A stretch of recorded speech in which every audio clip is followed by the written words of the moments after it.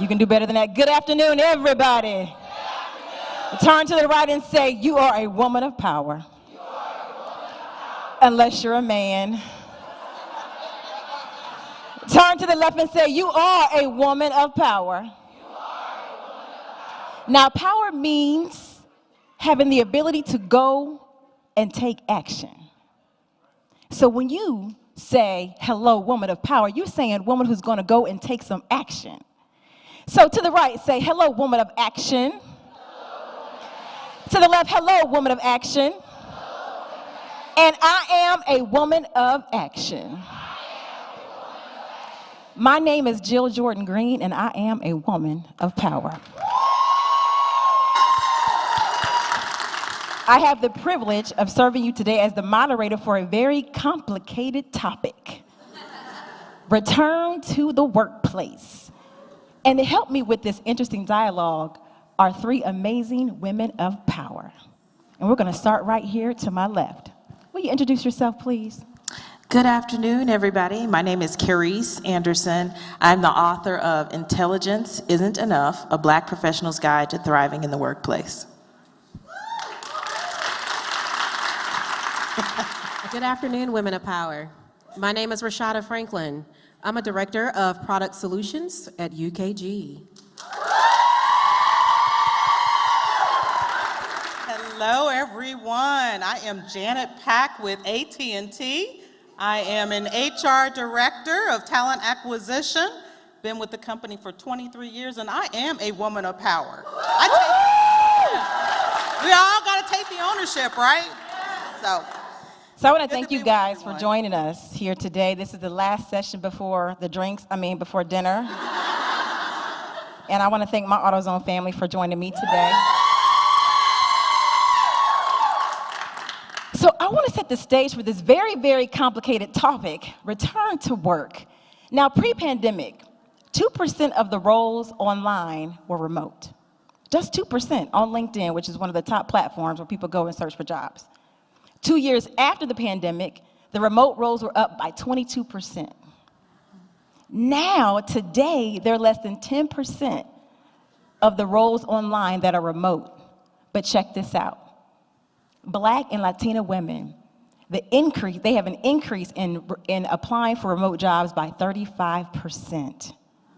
So even though the remote roles are declining, even though every month they get less and less, even though companies across the country are calling everybody back to the office, Black and Latina women are still saying, I want to work remote. So I began to do some research on this, and the headlines are crazy, and I'm going to read you a few of them. The Insider had an article that said, some Black women feel safer working from home and are opting out to escape. Another article said, jobs are open, but people of color and women are struggling to return. The Harvard Business Review said, why many women of color don't want to return to the office. New York Times, return to the office? Some women of color are just not ready. The Washington Post, many women of color felt relieved to work from home. BuzzFeed, people of color dread returning to the office. Somebody say, whew. So let's talk about it. Work is normally a place most of us have to go, right? But the headlines and the data tells us that women of color, Black and Latina specifically, are having some challenges returning. Let's get into it. Why do you think that is? Funny enough, you bring up LinkedIn. I actually did a spot poll on LinkedIn a few weeks ago in preparation for today, asking people, what is your number one concern about returning to the office? And the number one answer was microaggressions. And on LinkedIn, you can look and see who has answered as, for the different responses that you list as options. All of them were Black people who listed that as their number one concern. And I would say about 90% of those folks, they were women. And so, I know we sometimes use terms that we don't always define. When we talk about a microaggression, it is those little small slights, those little bitty comments that people drop that really, undermines inclusion. It fosters insecurity in an underrepresented person. It fosters white supremacy. it fosters patriarchy, and it just is unhelpful to us. And it's little comments like, oh, you're so articulate. Or, oh, can I touch your hair? It's these comments that other us, or that make us feel like we're somehow an exception to the rule. And I know, Jill, I know you were gonna, ask about examples. For those of you that, I haven't met, I lived in South Africa for 10 years. I just moved back to the US in 2021. And, for those of you that may not know that much about South Africa, they are like the United States in 1985. So the comments that people make, what people think is acceptable, and I had a manager come into my office one day. I shared my office with another Black woman, and she walks in my office and she looks around and she says, this office is too Black. And I'm a very logical person, so my first thought was, is it too Black because it's two Black people that are sharing the office? Is it too Black because the other lady and I both ran programs that were focused on Black South Africans? And then I thought to myself, it doesn't matter what she meant, it's wrong. I told her, and I ended up, having a conversation with her and letting her know that that was very offensive, number one. Number two, there's no such thing as too Black anything in Africa. It's just the right amount of Black. And number three, she was telling me that somebody made a comment to her that Black people are always congregating in our office. And I said, you should have checked that person instead of bringing that to me. And so, I know I'm kind of going on a bit, but it's just I think that is probably the number one reason why people do not want to go into the office. And somebody made a good point to me today. You can still be a victim of microaggressions, even on Zoom or WebEx or whatever your, platform of choice is. But I think it's that we give people less opportunities to make those comments to us when we're working from home. But I definitely think microaggressions is a huge part of it. Whew. So let's just pause for a second. Anyone out here ever experienced microaggressions out here? Is this new to you? Are you shocked to hear this? I think I was experiencing it before I even had the word for it. Absolutely. Right? I think I learned that word, several years ago, but it definitely feels like something. You're looking at me. Do you have, Janet, an example of a microaggression you want to share? And I do. And you guys, She was giving me that look like, put me in, coach. I'm going to tell you, these ladies here, we connected so well in the first conversation. I don't think we could get off the phone because we just have a passion for this topic. So, of course, I am an African American, but I also have mixed culture, right? I'm a walking melting pot. So, I get it from all sides. Let's put it that way, okay? So, microaggressions pull into or tap into your insecurities. Yeah. So you've got to really think about who are you as an individual. We just heard that from Tia, right? You've got to be confident in who you are. The bullying that I actually experienced as a young person built my character, right? But the workplace, it's one thing when you're going through school and you're growing up and everything, right? But that character that builds into when you go into the workforce, it really makes you a little bit stronger. But sometimes you're never prepared for that one moment when someone comes and asks you a question that touches you in the wrong place, in the wrong spot in your feelings. So I'll give you an example. Used to support leaders at very high levels as an HR generalist. Was in with a leader that I supported on a regular basis, about 6 to 7 months, proved that I actually was the HR professional that I was, gave him really strong advice, helped his team, and one day we're just sitting across the table doing our normal kind of updates, and he looks across from me and he says, "Can I ask you, what are you? What's your ethnicity?" Right? I could have gone the hood Janet Pack, because I grew up in the hood, okay? Or I could have said, no, I'm gonna keep professional, and I want to embrace this moment, okay? To help him understand, number one, I'm not gonna get on the defensive, right?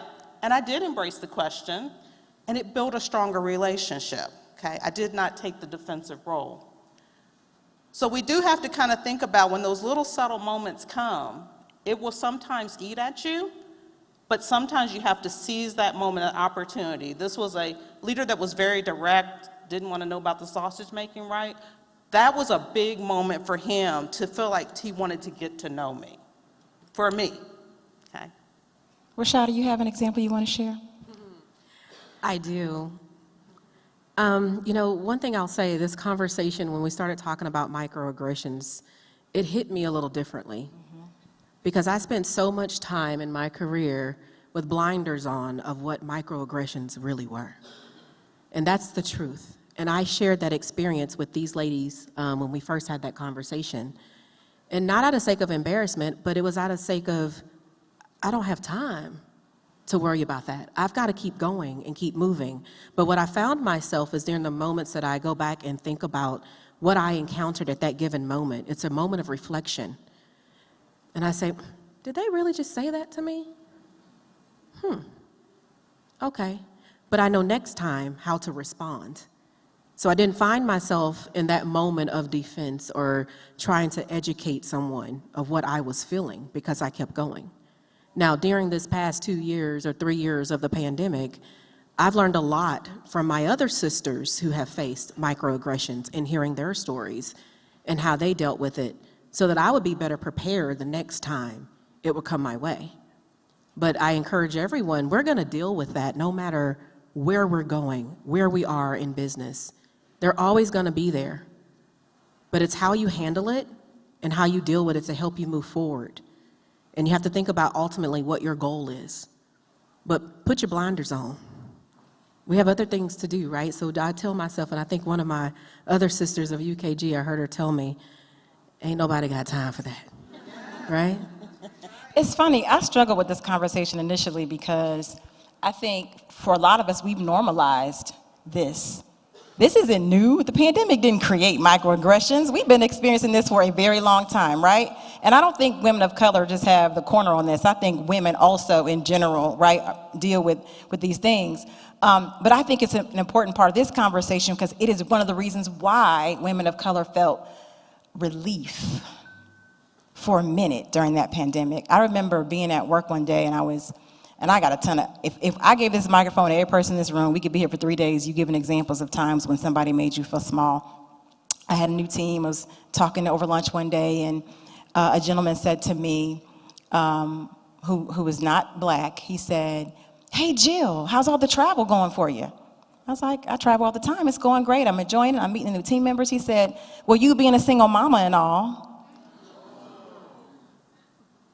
I mean, this was like, you know, now. This wasn't like, you know, 50 years ago. And I just stopped for a second. This is at lunch. There are like 30 people present. He says it loud and gets very quiet. Now, number one, there's nothing wrong with being a single mom, right? I just don't happen to be one. But there was an assumption made that because I, as an African-American woman, mentioned I had children, the assumption was, well, you must be a single mom. That's a microaggression. It's based on a stereotype, right? And so those small things over a period of time, they make these little cuts and these little wounds, and you begin to carry it.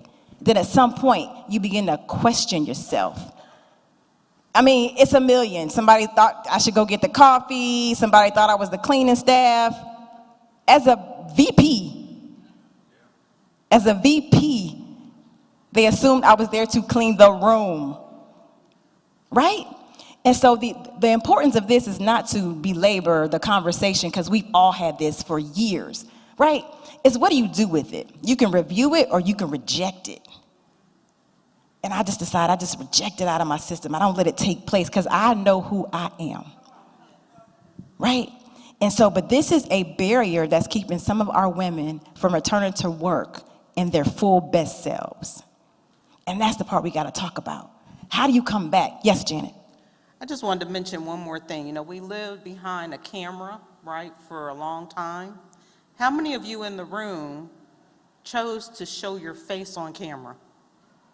Okay, great, fantastic, right? Because when we go to the office, we have to show our full self, but we probably got comfortable with just showing part of ourselves. But it's important, regardless of whether you're in the office or on the camera, to show your face. Get up every day and be prepared. Okay? Maybe you have a nice little shirt on that doesn't have sleeves. Put a sweater on your chair in the back, so when you know you got to get in that meeting, you throw the jacket on or you throw the sweater on. Be present. Be who you are. You're powerful, right? Don't hide.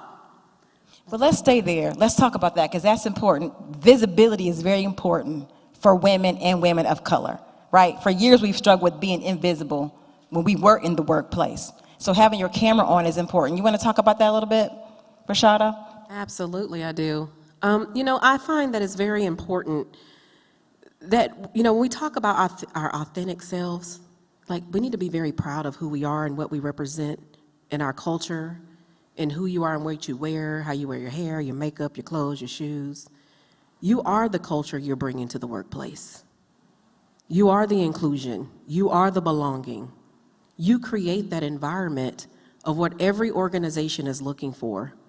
And you have to be able to walk into that. That's your voice.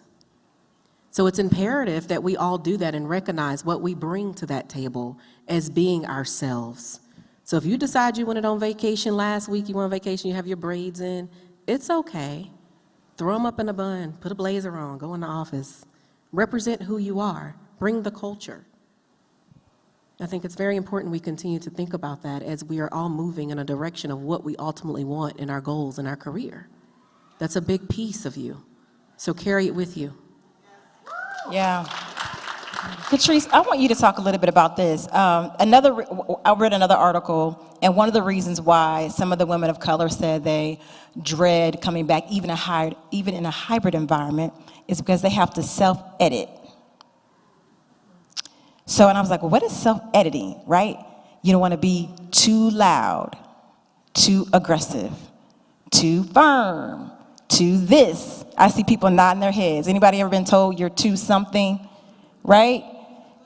Too bougie. Ooh. Now I have been told that. But self-editing was definitely something also that was stated as a concern. You want to talk a little bit about that? Sure. I think about when I first started working, I'm about to date myself. I worked at a company called Arthur Andersen. How many people old enough in here to remember Arthur Andersen?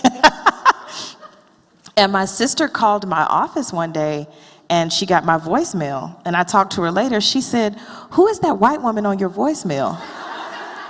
I said, "Oh, honey, that white woman is me." Because I thought I had to sound like that to be taken seriously, to have credibility. And I think at that time, I thought I have to be two separate people. I need to be the professional version of Carice, and then I need to be the personal version of Carice. But I realized that that was shutting me down personally. I had this super high bar for how I thought I needed to show up to be taken seriously, and I never actually met that bar myself. And so I just ended up silencing myself, and I was very quiet. But I think, and this is one of the topics I talk about in my book, I like to call it the continuum of authenticity. I don't think your authenticity is binary. I think it exists on a spectrum. And so we have to look at the audience, the context, and the message that we're trying to get across to figure out where do I need to play on that spectrum. So, for example, I'm from Alabama, so the accent that you all are getting right now is not my deep Southern. Half of y'all probably couldn't even understand what I'm saying, right? Because I wouldn't come to work and talk like that. It's too much for people. That's who I am around my closest friends and family, my husband. But when I come to work, let's say that's a level 10, I'm probably gonna come to work and be a 7 or an 8. I'm still cracking jokes, I'm still sarcastic, I'm still bringing the fun, but I'm just bringing it to a level that is more palatable for people. Am I being fake? I don't think so. Because my thing is, I don't believe in authenticity just for authenticity's sake. I think it needs to serve a purpose, and I personally want to have impact at work. And I don't want people to be distracted by my country southernness that they can't even hear what it is that I'm saying. And so that's what I try to get people to think about. Where do you want to play on that spectrum? Because it takes too much energy to be two separate people. Yeah. And it's not sustainable. And I don't think it yields the results that we really want, because people can sense that we're being completely fake. So the test for me is, if my family and friends came to see me at work, would they recognize me? That's good. And vice versa. That's good. If my coworkers came to my home, would they recognize me? I believe they would. It just might be a toned up or a toned down version, but it's still me. And that is what I think endears people to us. That is what is sustainable. And that also allows us to be able to have impact. And look, you might say, Carice, I'm a level 10 all the time. I'm not modifying myself. Okay. But there might be consequences and there are trade-offs to that. And so you have to be able to accept those trade-offs, just like I'm accepting my trade-offs, right? We all have a choice to make, but only you can decide what is the authentic version of yourself. Nobody else can tell you that. It's solely up to you. So, I love that. So we're talking about return to work. And we've identified some barriers that Black and Latina women have shared that cause them hesitation to come back fully their authentic selves. We talked about microaggressions. You hit on code switching a little bit. But there's something else that came up, and they used the word vicarious trauma. So we were all at home when George Floyd was murdered. And it's interesting because, I mean, the whole world was dealing with this at the same time. But for some communities, we've normalized tragedy. But there was something different about this moment. And people all over the world, including women, were struggling with being at work while this was going on. And I have to say, I was one of them. And so I began to research vicarious trauma because I've so used to pushing forward. Everything's okay. I'm the professional. I'm gonna make it happen. Then I got a phone call from a senior leader after the murder happened. And he said to me, "How you doing?" I said, "Oh, I'm doing great. I've scheduled a conference call. We got the teams lined up. You know, you're gonna have the report by 6 o'clock. He said, "No. How are you doing?" And I just broke down crying. And I didn't realize I had been carrying the weight. And it was built up for so many things that had happened up until that point. And so I want to talk a little bit about carrying that and being at work, which is another reason why some of the women said it's difficult to be there and have to process and carry that, right? We have plenty of, unfortunately, those examples to point to. But talk about that a little bit, because that's the mental health piece, right? That's the mental health piece that we need to get to that creates challenges for us in the workplace. Janet, you want to take that? Yeah, and I'll start. So I think most of us know we were not okay, correct? I mean, that was traumatizing, what we went through, to see that in television, to see people agonizing over what they experienced. We probably all needed help, but we probably didn't go get it. Did we talk about it with our peers? Maybe a little with certain people, right? Because we want to remain politically correct. But it needed to have conversation. But I think the other piece, though, as all of us as women have to remember that it is okay to take care of yourself and have help. We just heard Tia talk about that. Most companies have wellness programs now. Take advantage of those wellness programs.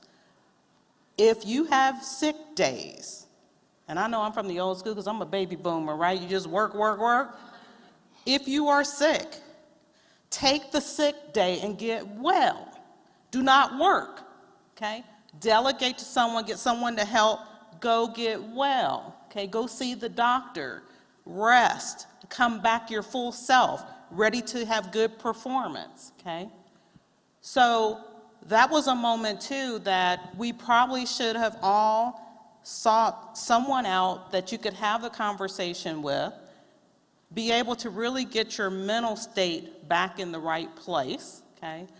And once again, we all pray that it doesn't happen again, but unfortunately it did. It's continuing to happen. So make sure that, once again, if you have wellness programs, you have people that are in your support system, your tribe, in work, out of work, tap into those things so that you have a release, so that your mental state is in the right place. So I wanted to talk about one more thing to wellness, and then I'm going to turn it back. So my daughter, just moved to Seattle, Washington, and she's working for Microsoft. And I was out there for 5 weeks with her as she transitioned. And I'm looking through her benefits and things, and then she goes and buys a puppy. And I'm going, where's all this money come? You just started everything, you're paying for this and that. She's like, I got a bank of money. I was like, you do where? In my wellness plan? I was like, what? So, if you don't know what's in your wellness plan that maybe could even help to offset costs to take care of your pets or take care of your kids, go figure out what's in your wellness plan. If it's you get exercise and you can get points and dollars, take advantage of those things. So let me turn it back over to you, Jill. So that's so important, and I want to pause on this moment because Black women and women of color are tired, emotionally exhausted, and it's taking a toll, and it's showing up in the numbers with anxiety and depression and stress, and suicide is up by 45% between 35 and 55 Black women. I'm just going to let that sit for a second. Suicide is going up for Black women between 35 and 55. This is the group that's established, got careers and families. We got the superwoman syndrome, Black girl magic. The magic is in the wellness plan. Okay? That's the magic. It's not that we can do 7 jobs at one time while we holding the baby and cooking the food. That's old school. Today, we need to get help. And I'm glad you said we probably all needed help, because we probably did. We probably did need to get help after that. We were traumatized, but we've normalized, right, what we've been going through, which is why now the numbers are saying, people are like, I want to work remote. I need a break from all of that. So I want to transition. But I wanted to make that note. The mental health piece is so important. And in our communities, we don't talk about it enough. We want to go and pray about it. I pray. I love Jesus too. But we need to pray and. Can I just say one quick thing? Yes. You know, we often use that adage, black don't crack. But I heard somebody say, black don't crack on the outside, but we crack on the inside. And sometimes I think us cracking shows up as us being angry. Yeah. As us sometimes being aggressive, right? And so we just need to be able to check in with ourselves, you know, and say, how am I feeling and why am I feeling this way? And what is it that I need to take advantage of? Like Janet's saying, my community, resources at work, because we're humans. And we're not some sort of, you know, extra special brand of human. We're just like everybody else. And we have to allow ourselves to experience the full spectrum of our humanity, right? So that we can keep going, so that we can take care of ourselves and all the people that we love. So I want to transition. So we've been talking about returning to work. We've talked about the barriers, but I want to talk about some solutions. How can you return to work intentionally, strategically? Most of us are back to work. How many folks are back to work in a hybrid manner, right? 2 or 3 days a week or some version. How many are still 100% remote? Anybody? Okay. Oh, we have quite a few. Okay. So this is great timing because the stats are showing that at some point you might be back. You might be back with the rest of us in a hybrid environment. And so how do you go back strategically? And I want to first talk a little bit about how do you go back and rock your career development? Let's talk about it. How do you go back with the plan? Rashada? Yeah, so, you know, being home, it allowed all of us to reprioritize our lives. We decided then at that point in time what we were going to make our top choices, and that did shift our world. Now we're in a moment of change again. You have to every single time you turn around, there's a change. So now you're at a moment of change again, so you have to reprioritize again. Now, this is tough for some people, but I'm going to say it. We were going to work before. I'm sorry. COVID and the pandemic was temporary. We knew at some point we had to return and go back. But this is the point now you have to ask yourself what's really important to you and what your goals are and what you're trying to navigate for yourself. If you return back to that workplace, whether it's 2 days or 3 days a week, you have to be very strategic in your return. What's your plan when you go back to work? Make your meetings intentional. Make your networking intentional. That is your face time. You're getting visibility. So if it's someone you know in that office you haven't ever met before, that is your opportunity to introduce yourself. We've all been home for a very long time. Some of us became introverts during that time. I love people. I love being around everybody. But I will tell you this, there's nothing better than human interaction. There is something that just happens. There's a spark and a synergy that takes place. If you think about just sitting in this room today with the woman next to you, how does that feel to you? Do you think you would have met any of these other women who you did not work with on a daily basis had you not come here? Ask yourself that. Yeah. Then ask yourself also how businesses are also changing. Business models have changed. So now we have to change as well. Life is a constant moment of change, but you have to be willing to put in the work. That's what we have. We have to put in the work.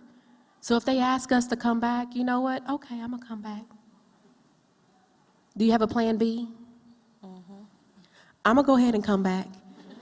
I'm coming back. Because you know why? For me personally, again, I thrive around people in my work environment.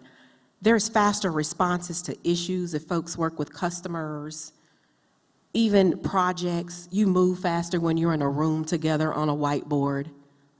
Just think back to the basics, right? I don't have to sit and wait till your calendar opens up to schedule a meeting. You know what? I can go right to your, hey, how you doing? You have 5 minutes? I love that. And that's what creates relationships in the workplace. We want to talk about getting to the board, to the C-suite. You can't really do that at home behind a camera every day. You have to go in, show face, show up. If you don't show up, you get involved. Be engaged in the process and in the moment so that you have a voice.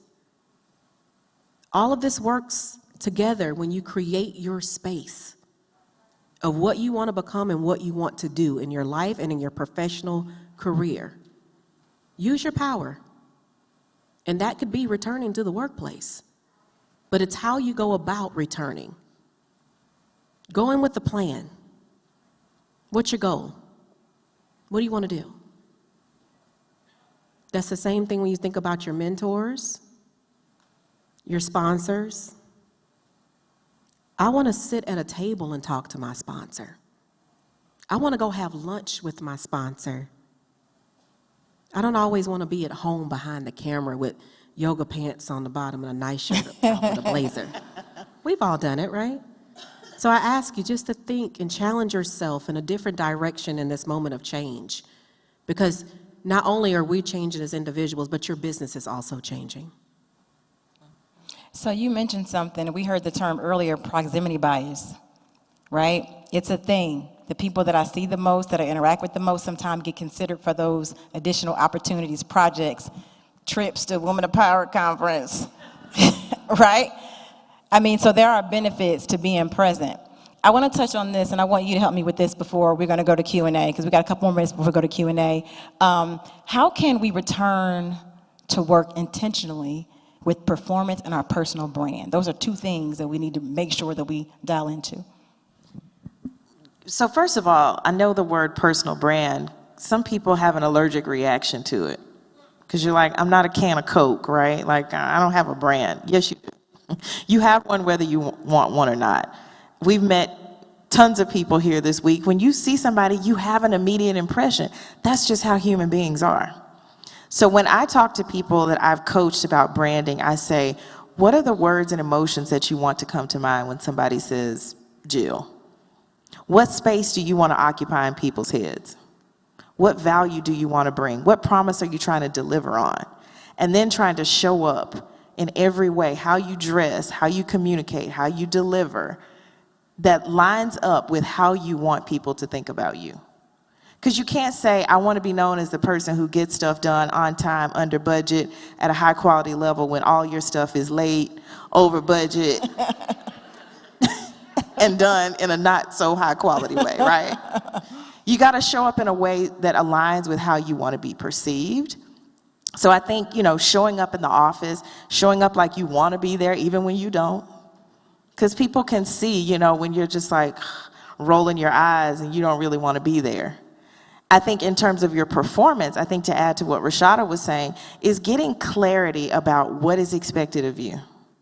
What is expected of me now, and what is expected of me in this next role? What is it that you need to see me demonstrating now that would make you comfortable to give me that promotion?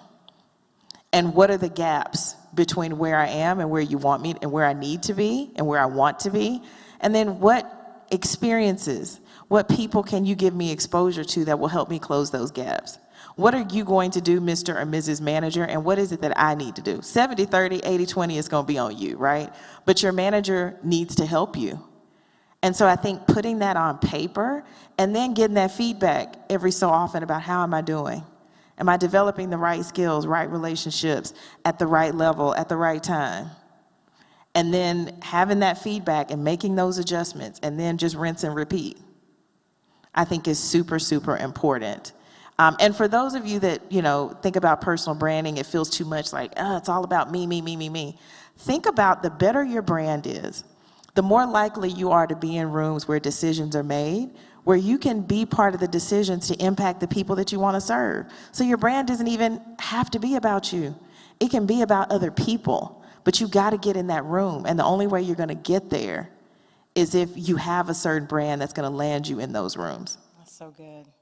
That's good. She gets snaps on that one. I love it. So we're going to open it up for some questions. So there's a mic right there, questions or comments. And you can just start. You don't have to wait for her. You can line up behind her if there's somebody else who also wants to share. Can you hear me? Yes. Yes. Hi, I'm Tiffany Del Hunter. Hi, Jill from LinkedIn. Hi. So I really, you guys started off with conversation about microaggressions, and I thought that was I wasn't coming here to hear that, and I just think it was so powerful that we're having that conversation. I was in a full-time remote role for 4 years. For 4 years, and I started as I was getting accolades outside of the company. I started noticing small microaggressions, but at the time I didn't have a word for it, and so I found myself, because I couldn't really understand what was happening. It started attacking my confidence, whereas it also it almost was shameful. I didn't really have a word for it until I ended up going to LinkedIn and I saw someone make a post about it. And I was like, wow, I'm not alone. So I felt seen, and I felt like this is actually something that's actually happening. And so for me, it was I guess my question is, because I didn't really understand what it was. It's like being in an abusive relationship, like someone's just kind of chipping away at you subtly without even knowing. Right. So my question is, how do you, when it's happening, how do you even address it? To HR or to whoever, what is the proper way to even address something, because you can't even really explain it or prove it? Jill, can I start on this one? Yeah, I was almost getting ready to jump in there too. We love this topic. I'm going to say, I want to say 3 things about it. I think the first thing is you have to assess your environment. Are you in a safe environment where you can even address it? Because some environments are just not safe, right?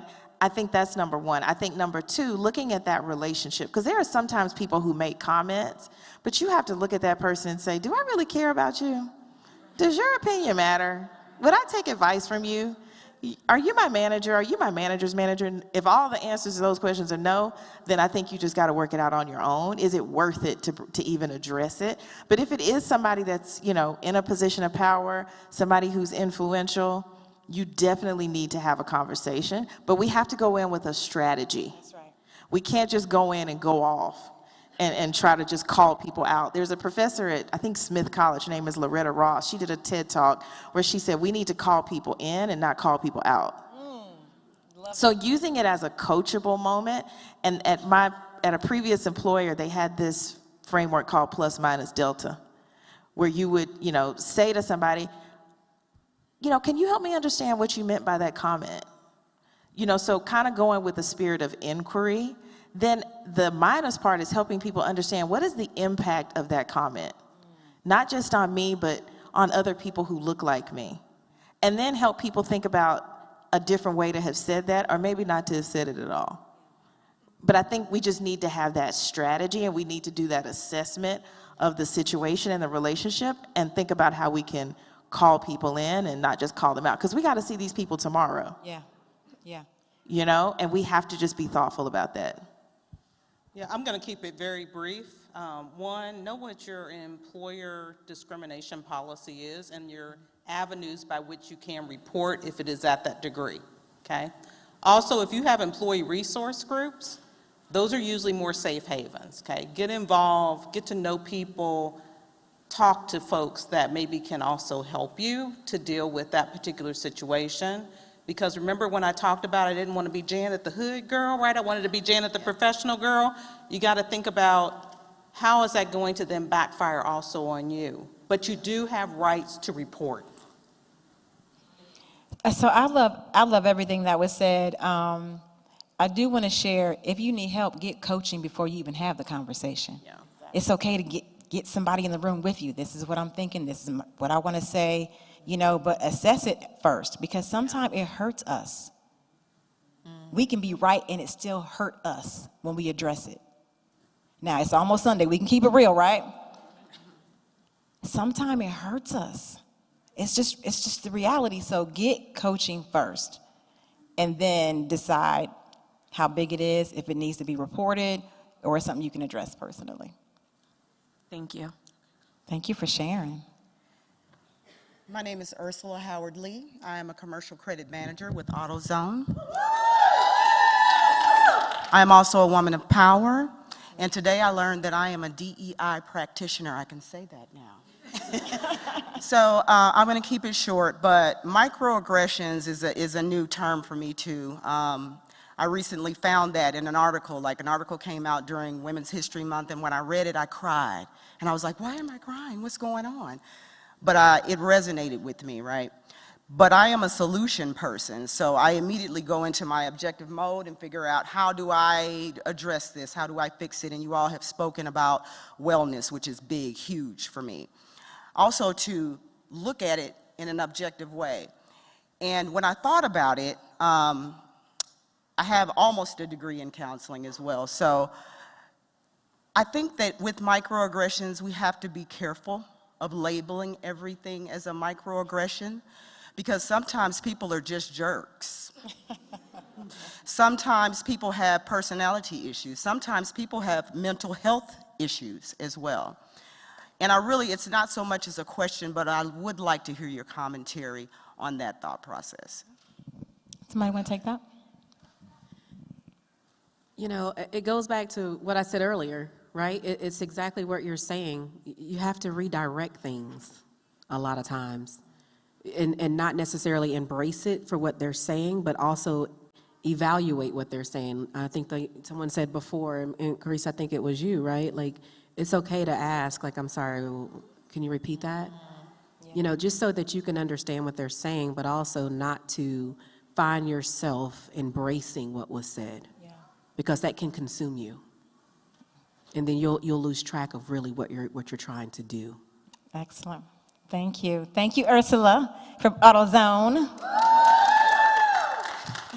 Good evening, ladies. My name is Dory Bolton White, and I agree with everything that you said about showing up and returning and being present in even when you're on camera. And even when we were hybrid, every day I showed up, face beat, dressed, the whole nine. So I agree with why we should go back, some of the reasons why we should go back to the office.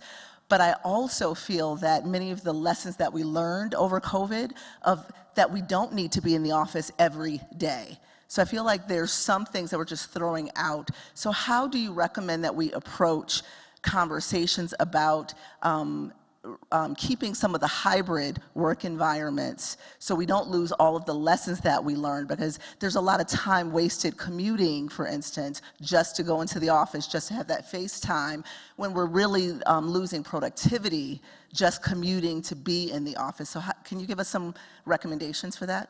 Yeah, I'm going to take that. Thank So we're in Atlanta, okay? You talk about traffic and commute. I too am in Atlanta, Yeah. so that's why I'm asking. 21 miles to get to the office, and it takes me an hour, hour and a half, right? So, but what I find of value is that, one, I make it intentional and we plan when we're going to be in the office. We're right now at 1 time a week. We'll probably get to 2 times a week. And I only have 3 of my team members that are local. Everybody else is somewhere else. But when I know I have a team meeting or there's something that's happening, I say, that's the day we're going to be there. Now, right now, we're kind of like Tuesdays is our day, but that's every other week that we have our team meeting. And then the off week is like we kind of plan, okay, is there a really good day? The other thing that softens it some, we all pitch in and bring food. Yeah, raised donuts, right? Some Chick-fil-A little biscuit. Yes. I mean, whatever it is to make it easier to reacclimate back, right? And to have that camaraderie, that partnership, those relationships is so critical to overall success. So I would say, you know, one, we're going to have to embrace going back. It's going to become a fact, right? Yeah, we had all that time. Yes, we have commute. Yes, productivity probably went up. But those relationships you have and that collaborative environment, Rashada mentioned it, right? You're right down there and I can go tap you on your shoulder. Hey, do you have a moment? That's invaluable to our company's success. Yeah. Excellent. Thank you for the question. Can I just say one thing on that, though? Because I have a friend who's a single mom, and she started at her company during COVID, and now, you know, her company is 3 days in the office, 2 days at home. And one of the things I was telling her, because she was really struggling to get in, and she was on the list for people who weren't coming in 3 days a week. And I said, you're trying to work COVID hours and still come into the office. Because y'all know when we were working COVID, we would start a meeting at 7 o'clock because we could stay in the bed till 6:45, right? And I told her, I said, you need to tell the people, if I have to commute in, I can't do this meeting at 8 o'clock. Let's move it to 10. Or can I have some flexible hours? Can I be here between 10 and 3 because I need to go pick up my kids? So I think it's also about having those real conversations and being honest with people about our situations so that we can figure out a way to meet sort of that business requirement, but at the same time, manage our family and our personal obligations as well. Right. And I just want to add on to that. Like, between Janet and Carice, you know, we talked about that commute time. Yeah. Right? We always say we can be more, oh, if I just stay home and I work from home, I can be more productive. But what I found is that that was a time I lost for myself. That was my time. When I had to sit home and those children were home with me. Those children being your children, right? They are your children. Yes, they're mine. My kids were home because schools were closed. You know, so when the office opened, I've been going back since October, okay? And now I'm going 3 days a week. Because I found that my time when I'm driving my 1 hour commute in Atlanta, that's my 1 hour. And I get 2 of them on the way to work and back home. And it's quiet.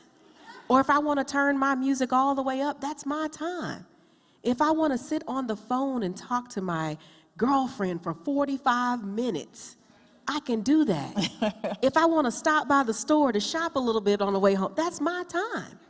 So we talk about how can you find that way back. You've got to find your time of how you utilize your hours differently, including with your children and your kids and your partners and your spouses. You have to rearrange your life again, and it's tough. Excellent. Awesome. All great points. Thank you all very much. Thank you for the question. Yes. Hi, thank you so much for being here. My name is Adarike, and I'm an investment banker at Morgan Stanley. My question is with regards to personal brand. A lot of times you're told to sell yourself, and tell people as much as possible about what you're working on.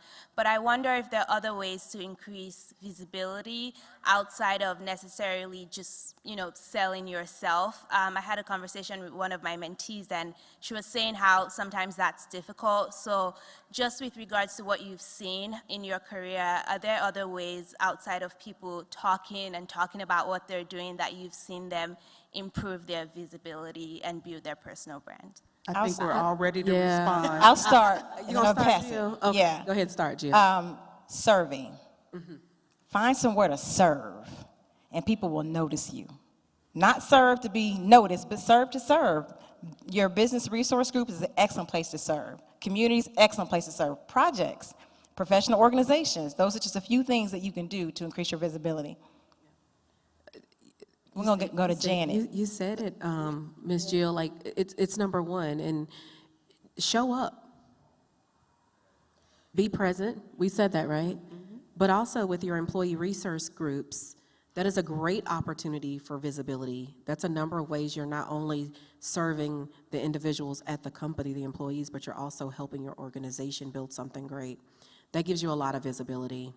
Sometimes you have to also do the jobs or tasks that no one else wants to do, because that gives you another opportunity of a door to open for you as well. Yeah, I was going to say seize the moment, right? When someone comes and says, hey, I have this, and you could be on this project, say yes. Don't turn it down, okay? If it's grunt work, just don't say yes, right? Have that visibility, as Rashada was saying. Been with the company 23 years. I probably only applied to 2 positions by 23 years. I usually was tapped on the shoulder because people know what I can deliver, and they know I embrace others to ensure they also grow. So people usually come and say, hey, I need you. I need you to come and help repair this damaged relationship with the client, or I need you to go do this. Make yourself visible and have the right mentors and sponsorships in your life, okay? And if you have a manager that's not helping to get there, find other people that can help you to get there and the resources to give you good coaching. That's good. And look, get your mentors and sponsors to radiate and talk about you too. You don't just have to talk about yourself. They can talk about you too. That's right. You just got to give them something to talk about though. There you go. Thank you for the question. Hi, good afternoon. My name is Rolanda Small, and I head up diversity, equity, and inclusion at Proofpoint Cybersecurity Company. My question, my ask of you is to provide a bit of advice. I had a black gentleman who works at my company who had come to me and was fearful beyond words, I can even tell you, that now that he has to go back to work, he's worried about his performance and other things. He said, I'm 6'5", big black man, and I have been doing so much better in sales since I've been behind a camera, and no one has to, I don't have to deal with all that just pressure of people having to just deal with me as an individual before I can even get to the sales portion. They just take in the things they know who I am, they hear the advice I'm giving, and they're much more inclined to buy from me since I've been able to be behind the camera. And now I have to go back out there in front of people, in front of my colleagues, in front of customers, and customers, I think, being even some of the worst for him. He said, I'm fearful that my performance is going to go down. I would love to hear from you ladies. What advice would you give to him? I know what I've told him, but I would really love to hear your insight. Who wants to take that? That's so deep. So first off, we've been talking about women with power, right? And coming from behind the camera. It's the same really for men. And so he needs to also seek probably his tribe or others that can give him good coaching, because if you're a good performer, you're going to be a good performer anywhere, okay? And if he's a relationship builder, he can still needs to get that confidence back, that he can also build those strong relationships, because it's the relationship that's getting the sales. Yeah. It's not the product, it's not probably the technique, it's about the relationships that he's building. Yeah. So I think, hopefully you gave him some of that advice too, right? But I think it's more of getting your confidence level back up, that regardless of what someone else may think, be yourself, be the top performer, know what you can deliver. So I thank you for that question. I know we have some brothers that are also in the audience. So if there are any brothers in here who want to address that, feel free to go to the mic. But that is a real thing. It's a real thing. Yeah. So thank you for giving that voice.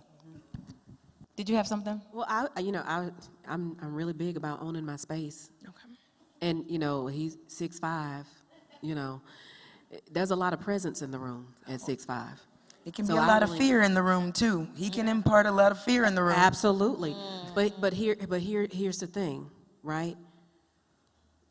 We've all gained some type of social awkwardness, right? Not sure of how to deal being around people. That changed for all of us. I don't know if any of you walked out your first day going to the grocery store and felt walking next on the aisle with somebody unless you follow the arrow going the right way, and you might be too close. But you own that space that you were in, and you respected that space that you were in. So it goes the same thing. That's a man of power. We also have to lift him to understand, to own his space, and to stay encouraged.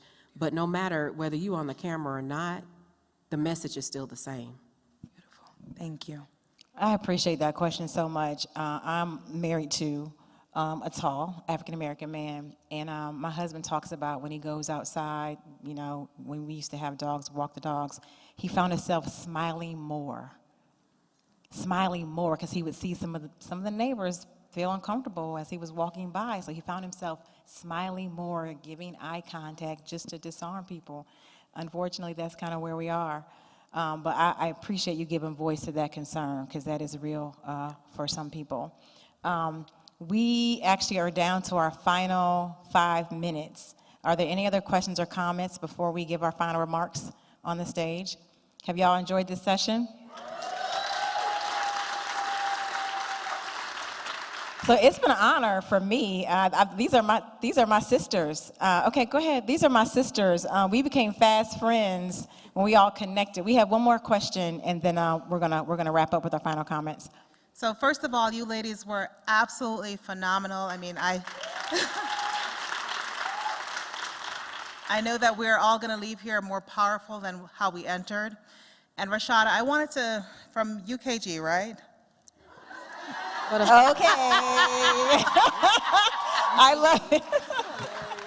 So I understand that at UKG, the tagline is, our purpose is people. So when we go back to work, how do we ensure that as professionals, we keep people as our primary purpose, regardless of where we are and what industry we're in? How do we ensure that for all of us, our purpose is people like UKG? I like that question. Thank you. Here's the deal. When you're at work, we spend more time at work, you're going to say, right, than you do at home. So it becomes a very integrated space for me. Like, I'm at work, these are my friends, these are my family, these are my sisters all over here, and, my brothers when I'm at work. But what I realize is that we have to remain united, number one. And we learned this in our values. Be united. That means you stand together, you support each other. Number one. That's number one for people, becoming united. Be kind. Because everybody's going through something, right? So that's me dealing with people. I'm going to be kind to everyone. You never know. That smile makes a big difference when you smile. And when you're together and you're united and you're kind, you will grow. And you will grow together. And I think that's important as you step back into the space to understand how you make your people your purpose. Because it's not just about the individuals, but it's the impact on everybody. Okay, so it's not the time to be selfish. We have to take care of each other. United, kind, and growing. Thank you. Love that. Thank you. Janet, you want to give final remarks? I'm going to end with you. Yeah, so Rashada kind of hit on it too, but I think we have to remember to embrace each other's differences, okay? And get to know each other. But I do have a few other key takeaways, and I didn't want to forget anything, so I put them in my notes. Number one, we have to create healthy boundaries when we're at work. Do not forget that there have to be some boundaries, right? We probably all have families, Make sure that you're taking the space for yourself, but then also for your family, and then do your best when you come to work, bring your full self. The other, once again, is just make sure that you are using your own voice, because your voice is powerful. We've all learned that, right? But as Rashada said, I always think about how can I lift up my sisters and the men in our community. It's so important. And give back. We've got a lot of young people that need our help. I pride myself in making sure that I pour into others as my parents did. My mother was known as the neighborhood mom. My dad, I still have people that tell me about how he saved their life. Being in the neighborhood is the dad of the neighborhood. Give back. Help these young folks learn how they can help each other and make sure they can grow. Excellent.